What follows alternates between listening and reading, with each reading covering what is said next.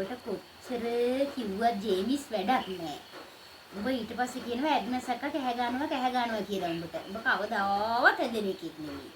කවදාවත් කොච්චර උපදෙස් දුන්නත් හැදෙන එකෙක් නෙමෙයි. හෝටල් රස්සාව මෙහෙදි විතරද කෙරුවේ. දැන් හෝටල් 5ක විතර වැඩ කරලා ආවා කියනව නේද? මේ බැරි නම් උඹට කිසිම හෝටල් වල සුදුසුකමක් නෑ නේ බා. හෝටල් වල වැඩ කරන්න සුදුසුකමක් නෑ. යකෝ හොඳ එළවලු ගේන්න එපා. හොඳ එළවලු අරගෙන එන්න එපා. දැන් එළවලු ගිනි ගණන් කාලේ. ආ මාළු පාන් කොත්තු ෆ්‍රයිඩ් රයිස් හදලා ලාභයක් නම් ගන්න බෑ මේ කාලේ. උඹ හෙනීට ඵලයන් පොළ ඉවර වෙනකොට. කොල්ලෝ උඹ හෙනීට ගෝණියකුත් අරගෙන ඵලයන්. ගිහිල්ලා ඉවර අපතේ යන දැන් ඔය පොළ ඉවර වෙගෙන යනකොට සෑහෙන අපතේ යනවා ගෝවා ඉන්නේ. ගෝවා, කැරට්, තක්කාලි ඔය දාන්න පුළුවන් ගෙඩි උඹට තෝරන්න තේරෙනවනේ. අනිත් තෝරපන්. දාන්න පුළුවන් ගෙඩි තෝරපන්. ඔය කුණු වෙච්ච යාලවල පැත්ත අපිට කපලා ගන්න පුළුවන් නේ. ඔව්. ඒ යාල කෑලි අරවා මේව උඹට ගෝණයක් අරගෙන ආවේ හැකි. අරගෙන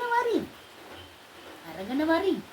පොළ ඉවර වෙනකොට අරගෙන ඇවිල්ලා දාපන් මේ ස්ටෝරලා ඔය තක්කාලි කැරට් වල නරක් වෙච්ච කෑලි ටික කපලා ඉවරලා හොඳ ටික අරගෙන ෆ්‍රිජ් එකේ දාපන්. ලීස් වල හොඳ කෑලි අරගෙන ෆ්‍රිජ් එකේ දාපන්. අගිස්ස නරක් වුණා කියලා නම් ලීස් වල හක දාන්න එපා පුතෝ. ලීස් කොහොමදත් නරක් කියලා.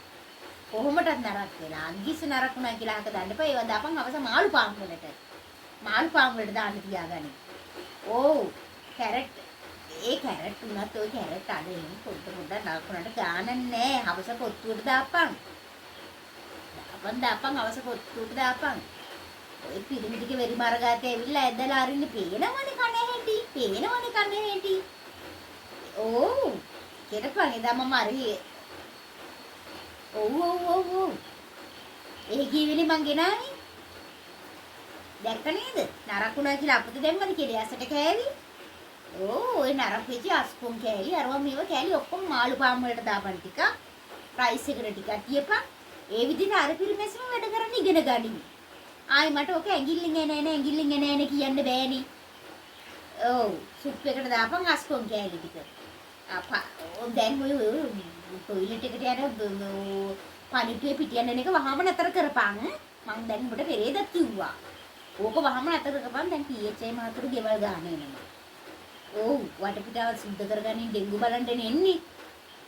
ඊට පස්සේ PHI මහත්තයා ඔකට එලිකම් කරන්න පුළුවන්. ඔය පාන් පිටේ සම්පූර්ණ ටොයිලට් බාදියේ තියෙන පාන් පිටි ටික හොඳට හොදලා සුද්ධ පවිත්‍ර කරලා ඉවර වෙලා ටොයිලට් බාල්දිය ටොයිලට් එකේ තියපන්. දැන් ගණින් අර මේ පිළිකන්න කියනවනේ අර ලොකු මේ අර ලොකු මේ පින්ට බාස්කට් එක වගේ එකක් තියෙන්නේ පිළිකන්නේ දාලා බේදා මේරි සුන්දරල්ලේ ගෙදරින් අරගෙන ආවි. ඇවිල්ලා දාලා තියෙන්නේ ගණින්. කුඹිඩාස් එකක් නෙමෙයි හොඳට හොදලා ගණින් ඉතින්. හොදලා පිරිසිදු කරලා ගණින්කෝ. මොකද මේ තේ බොන්න එන මිනිස්සු බලනද ඔගේ කුඹිනාසක දරකද මේකද කියලා. හොඳට හොදලා ඉවරලා ගණින්. අරගෙන පිටියනපන් ඒකේ.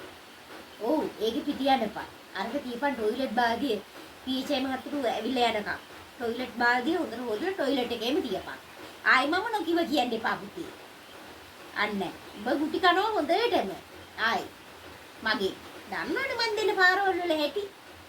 ගුටි කන්න හැටි ඉන්න එපා හොඳට වැඩ කරපන්. ඔව්. ඒක ඒ විදිහට කරපන්. මාළු පාන් වලට දාපන් ආස්පුන් කෑලි ඔක්කොම. ඔය නරක් වෙච්ච පොඩි ටික සේරම දාපන් සුප් එකට. කපලා ගනින්කෝ. ඔබ හොඳයි කියලා හිතන එළවලු තියෙනවනේ. ඒ ටික සේරම ෆ්‍රිජ් එකට දාපන්. අපිට හම්බ වෙන්නේ බං. මේ එළවලු කෑලි දාපන්. මේ ඔය තෙල් තාච්චිය 2008 ඉඳලා තියෙන්නේ.